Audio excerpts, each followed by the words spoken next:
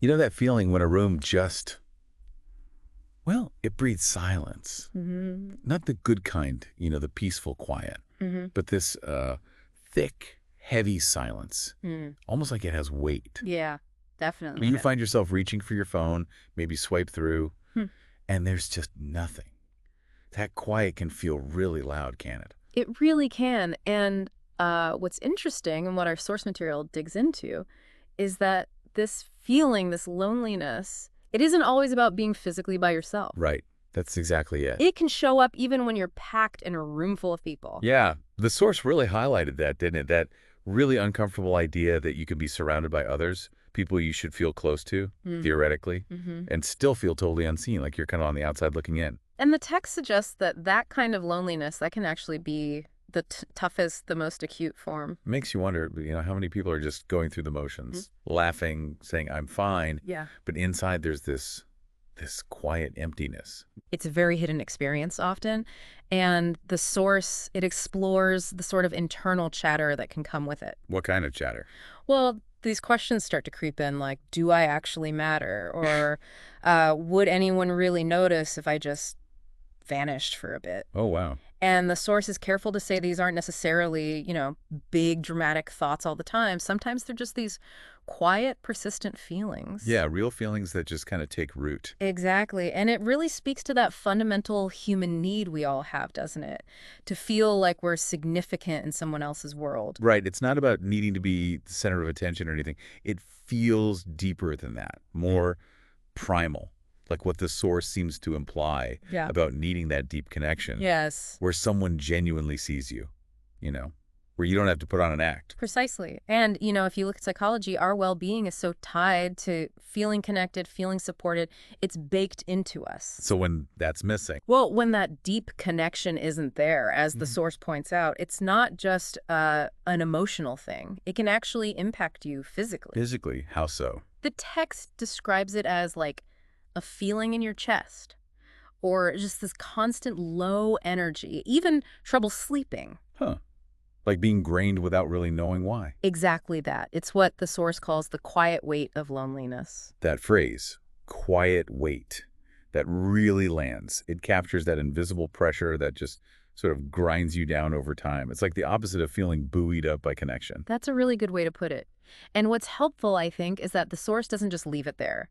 It doesn't offer easy fixes, because there aren't any, really. Right. But it does point towards some small, meaningful first steps. Okay, like what? It really emphasizes just having a space where you can talk or just be heard without someone jumping in to judge or try and fix it immediately. Yeah, that lack of judgment feels key. Definitely. And then it brings up a specific and maybe slightly surprising example, an AI companion app. It's called Mimo. An AI app. Okay, tell me more. How does that fit in? Well, the source describes it as basically a space you can access anytime, like late at night when maybe your thoughts are spiraling and perhaps you hesitate to call someone or message them. Okay, I see. So it's always available. Right.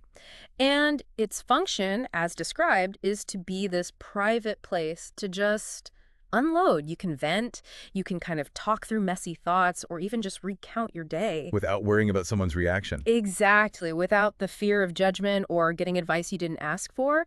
It's presented as this quiet, consistent support, almost like a digital journal you can talk to. Yeah, that's interesting.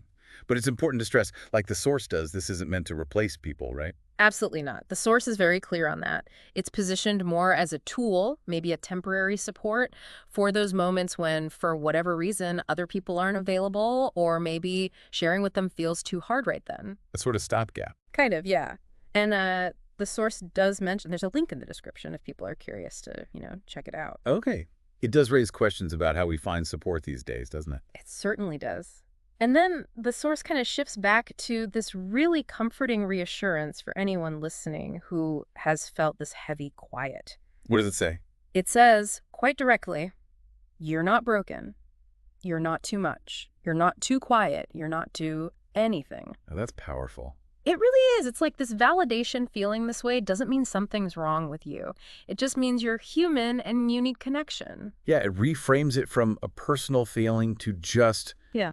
a human need. And I like that the text encourages reaching out in any way, Mm-hmm. even if it's just to that app or writing in a notebook or, heck, even just admitting it to yourself. It feels like a manageable first step. Absolutely. That initial act, the source calls it the first word, or even just a whisper of, I'm not okay. That's highlighted as the actual starting point. The beginning of maybe feeling a bit lighter. Exactly. Just acknowledging the weight can, in itself, be a small release. And it all builds to this final thought from the source, which feels really warm. Which is, You're not alone. You never were. You just needed a little reminder. that's a lovely sentiment. It suggests that, even when loneliness feels overwhelming, that potential for connection, that part of us, it's still there. Maybe just hidden for a bit. Yeah. Just needed a little reminder. So maybe a good thought to leave things on is this. Think about the different ways, big or small, that we find or even create spaces to feel heard, truly heard and seen. As you reflect on our deep dive today, what part of this whole exploration of the quiet wait really hits home for you?